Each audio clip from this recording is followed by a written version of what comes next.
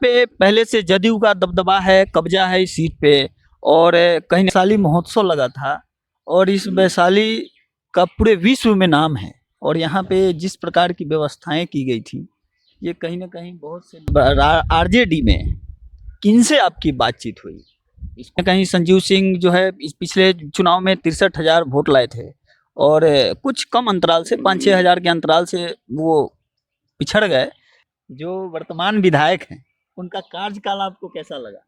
देखिए, पॉलिटिक्स जो है ये संभावनाओं का खेल है और जिधर संभावना बनती है नेता अपनी किस्मत को जो है उधर ही आजमाते हैं। नमस्कार, आप देख रहे हैं वैशाली टुडे बिहार। अभी हम उपस्थित हैं मंसूरपुर में और हमारे बगल में देख रहे होंगे और इन्हें आप पहचान भी रहे होंगे, ये किसी पहचान के मोहताज नहीं है, लेकिन फिर भी मैं इनका परिचय आपको दे दूं कि ये हमारे बगल में जो बैठे हैं इनका नाम दिग्विजय नारायण है।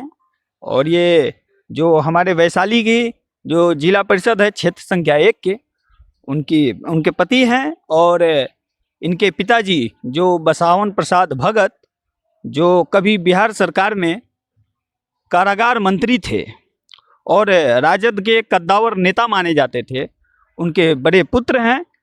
आइए इनसे हम जानने का प्रयास करेंगे कि वैशाली विधानसभा में बहुत से नेता अपनी किस्मत को आजमा रहे हैं, टिकट के प्रयास में भी हैं, लेकिन इसी बीच हमें ये जानकारी मिला कि वैशाली विधानसभा से इस बार राजद के टिकट से चुनाव लड़ेंगे दिग्विजय नारायण। और क्या कुछ यहाँ का समीकरण है और किन मुद्दों के साथ ये चुनावी मैदान में होंगे, इनसे हम जानने का प्रयास करेंगे और विस्तार से जानने का प्रयास करेंगे कि क्या कुछ कहना है उनका। तो चलिए इनसे जानते हैं। बहुत बहुत स्वागत है आपका हमारे चैनल पे। जी धन्यवाद, और आपके दर्शकों को भी मैं धन्यवाद देना चाहता हूं। अभी बीच में अफवाहें फैल गई थी कि दिग्विजय नारायण जी जो हैं जनसुराज से चुनाव लड़ेंगे। उसके बाद बहुत से लोग अफवाहें फैला रहे थे कि आप बीजेपी से चुनाव लड़ेंगे, लेकिन फिर अचानक खबर सामने आई कि आप राजद से चुनाव लड़ेंगे, आरजेडी से लड़ेंगे। इसे आपके सवाल में ही आपका उत्तर छुपा है। आपने ही कहा कि अफवाहें फैली थी। अफवाह के कोई पैर नहीं होते हैं और तमाम कहने वाले लोग कुछ भी कह सकते हैं। हम कभी जनसुराज में तो कभी हमने कहीं चर्चा भी नहीं कहा, किसी से कहा नहीं कि मैं जनसुराज से चुनाव लड़ रहा हूं।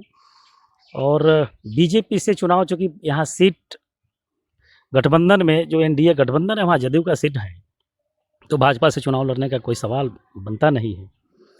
आरजेडी से जहाँ तक बात है, निश्चित रूप से ये सीट राष्ट्रीय जनता दल के कोटे में आती है गठबंधन में, तो हम प्रयासरत हैं और उसके लिए पार्टी की तरफ से आश्वासन भी है, चुनाव हम लड़ेंगे। यहाँ से ये तो सीट जो है लगातार यहाँ से कांग्रेस चुनाव लड़ती है और कांग्रेस की यहाँ पे दावेदारी होती है, फिर अचानक ये आरजेडी का यहाँ पे नाम आना।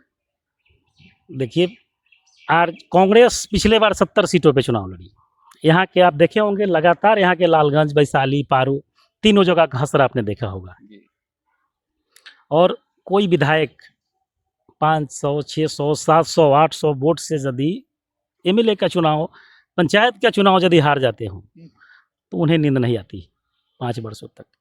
और तेजस्वी यादव जी 7-8 सीटों से मुख्यमंत्री की कुर्सी छूट गई, सरकार बनाने से चूक गए। निश्चित रूप से कहीं ना कहीं ये चीज़ें उनके दिमाग में चलती रही 5 वर्षों तक, और इसकी समीक्षा उन्होंने किया और लगा कि अगर कांग्रेस इतने सीटों पर, जहां कांग्रेस के सशक्त उम्मीदवार नहीं थे, इस तरह के सीट को हमने दे दिया था, और जिन सीटों पर आरजेडी चुनाव जीत सकती थी, कांग्रेस को वो सीट दे देने के कारण वो सब सीट लूज हो गया था। पार्टी निश्चित रूप से इस बार समीक्षा कर रही है और किसी के पैरवी पे नहीं, किसी के कहने पे नहीं, जहां जिताऊ उम्मीदवार है उस तरह का जो भी चेहरा है जो सीट जीत सकता है, पार्टी उस पर समीक्षा कर रही है, जमीनी स्तर पे सर्वे करा रही है और ऐसे लोगों को ढूंढकर इस बार टिकट देने का काम करेगी। फिर आपकी जो दावेदारी है यहाँ से वैशाली विधानसभा से, आखिर ये दावेदारी आप किस रूप में देख रहे हैं इस दावेदारी को? क्योंकि कहीं ना कहीं यहाँ पे पहले से जदयू का दबदबा है, कब्जा है इस सीट पे।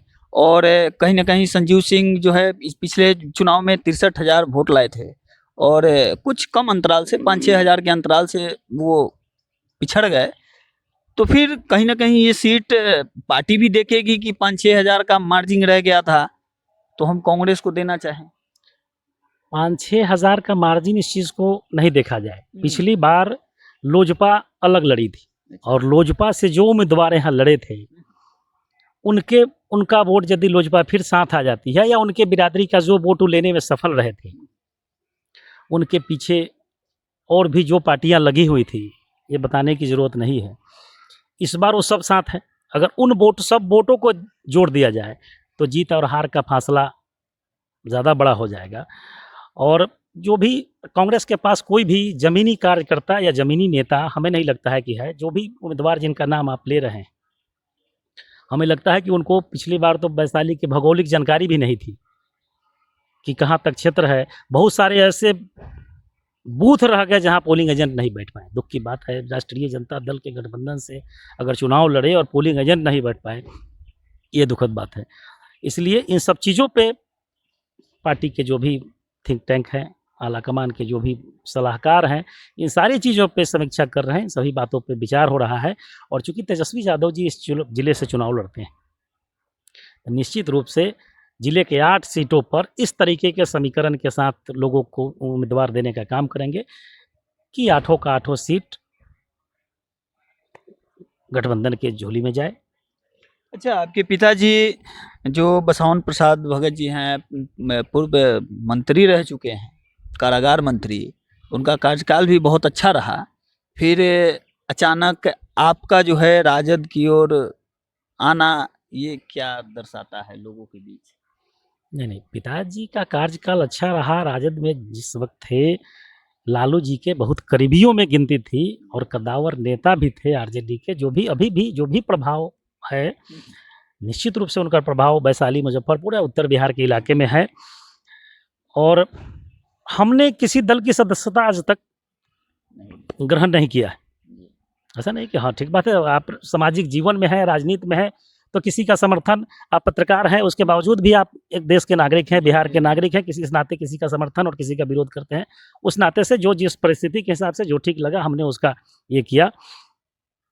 लेकिन जब चुनाव लड़ने की बात आएगी, हमने भी, जब यहाँ है कि यहाँ कुशवाहा को चुनाव लड़वाया जाएगा, कुशवाहा चेहरा के रूप में हमें भी यहाँ के जो भी लोकल एजेंसी जो सर्वे कर रही थी, बात वहाँ तक पहुँचाई, हमें पूछा गया, हम भी उसके एक सशक्त उम्मीदवार हैं। और पार्टी यदि मौका देती है, मैं नहीं कह रहा हूँ कि मैं अभी उम्मीदवार हूँ इस चीज़ का, यदि मौका देती है और सीट आरजेडी के कोटे में आती है, तो निश्चित रूप से इस सीट को जीत करके पार्टी की झोली में हम लोग देने का काम करेंगे।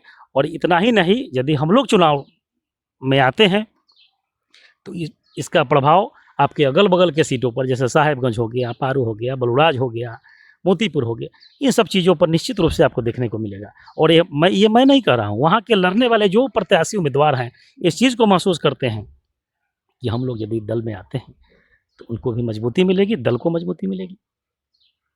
तो तैयारी आपकी चल रही है? तैयारी नया कुछ करना नहीं है। हम लोग 24 घंटे लोगों के बीच रहने वाले लोग हैं। हमेशा सभी लोग, परिवार के एक हम ही नहीं, परिवार के सभी लोग किसी न किसी रूप में लोगों की सेवा जहाँ तक बन पाती हो करते रहते हैं। जो राजनीति में नहीं भी हैं, छोटे भाई हमारे डॉक्टर हैं, अस्पताल के माध्यम से जो भी गरीब गुरबे लोग आते हैं, पैसा हो नहीं हो, कम हो ज़्यादा हो, आगे देंगे पीछे देंगे बाद में देंगे, निश्चित रूप से पहले उनका इलाज होता है, पैसे की बात बाद में होती है। तो हर रूप में हम लोग लोगों से जुड़े हुए हैं और लोगों की इच्छा है। हमने जब ये बात रखी, निश्चित रूप से चाहे किसी भी समुदाय के लोग हो, धर्म के लोग हो, किसी समाज के लोग हो, जब हम लोग यहाँ से चुनाव लड़ेंगे तो समीकरण, जो राजनीति में समीकरण सेट किया जाता है, बैठाया जाता है, वो समीकरण टूटेगा। और वैशाली के पश्चिमी इलाके से हमें लगता है कि सभी वर्ग के लोग निश्चित रूप से हम लोग का मदद करेंगे। और जो भी यहाँ वोटिंग होगा, वैशाली प्रखंड में जो वोट होगा, 70 से 75% वोट हम लोगों के पक्ष में आएगा।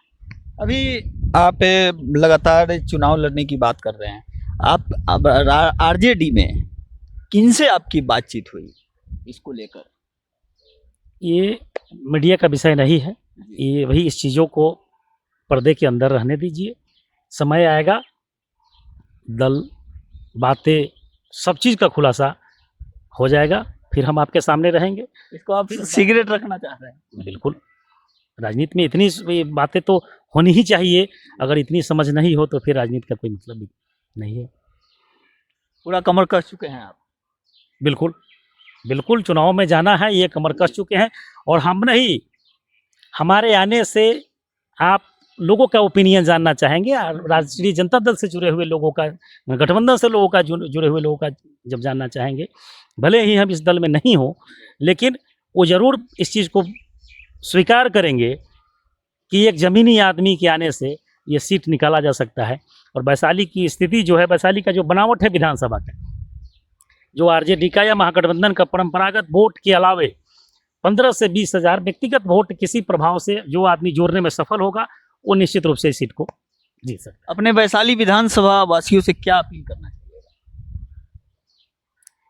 विधानसभा वासियों से, हम तो जन जन से जुड़े हुए लोग हैं, अपील कुछ खास नहीं है। हम अपील यही करना चाहेंगे, यही बताना चाहेंगे कि जो आकांक्षाएं हैं एक जनप्रतिनिधि से, हम एक छोटे जनप्रतिनिधि के रूप में होने के नाते हम उन जन आकांक्षाओं पर खरा उतरे हैं, और लोगों ने हमें बार बार यदि मौका दिया है, तो जन पंचायत के प्रतिनिधियों के पीछे कोई सिंबल नहीं होता है, कोई पार्टी का वोट बैंक नहीं होता है, लेकिन बार बार जनता यदि मौका दे रही है, इसका मतलब है कि निश्चित रूप से आप उनके जन आकांक्षाओं पर खरा उतरते हैं और मुझे वोट देते हैं, ये बड़ी बात नहीं है।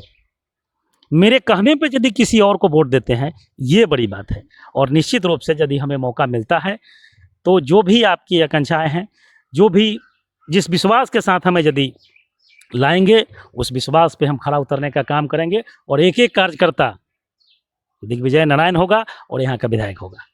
एक लास्ट सवाल आपसे रहेगा, जो वर्तमान विधायक हैं उनका कार्यकाल आपको कैसा लगा?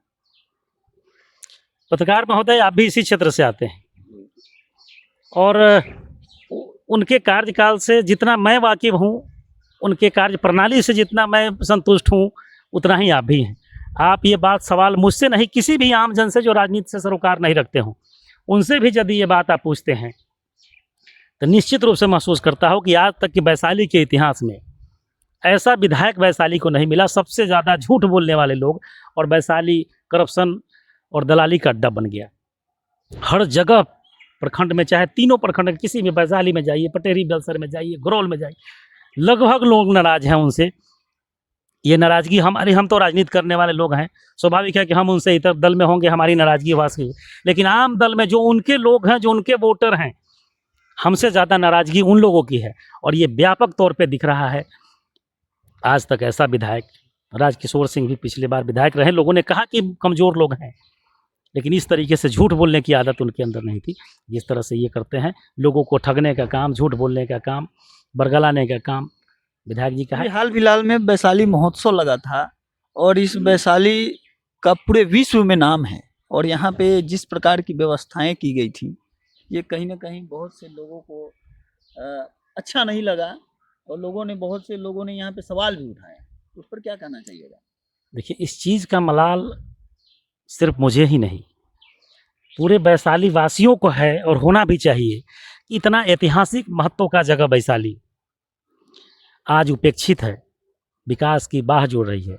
नीतीश कुमार जी विकास पुरुष कहे जाते हैं, निश्चित रूप से भी नीतीश कुमार जी के कार्यकाल में काम हुआ है, इससे इनकार नहीं किया जा सकता है, लेकिन वैशाली आज भी उपेक्षित है। इस चीज़ को भी प्रमुखता से हम लोग हर मंच पे कहने के लिए, उनके सामने भी कहने को तैयार हैं कि जिस तरह से राजगीर और नालंदा की तरफ उनका ध्यान गया, उसका आधा ध्यान भी नीतीश कुमार जी का वैशाली की तरफ आता, तो आज वैशाली इस तरह से उपेक्षित नहीं होता।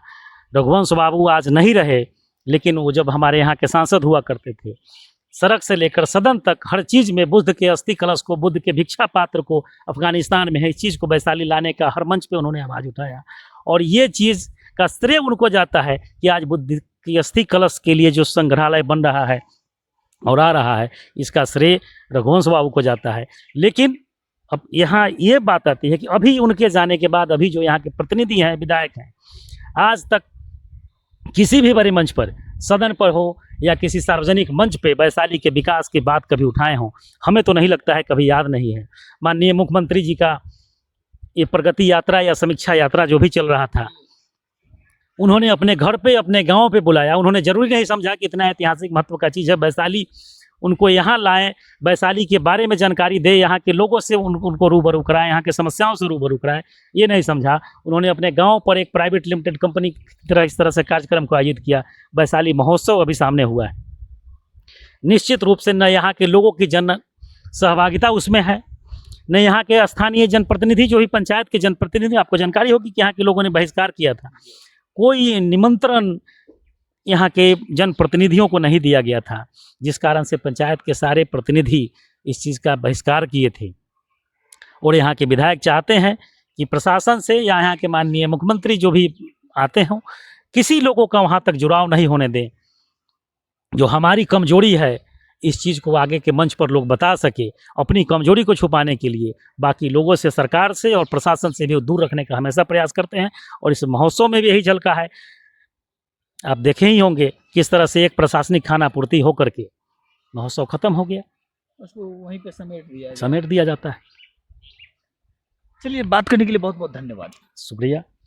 तो देख सकते हैं कि आपने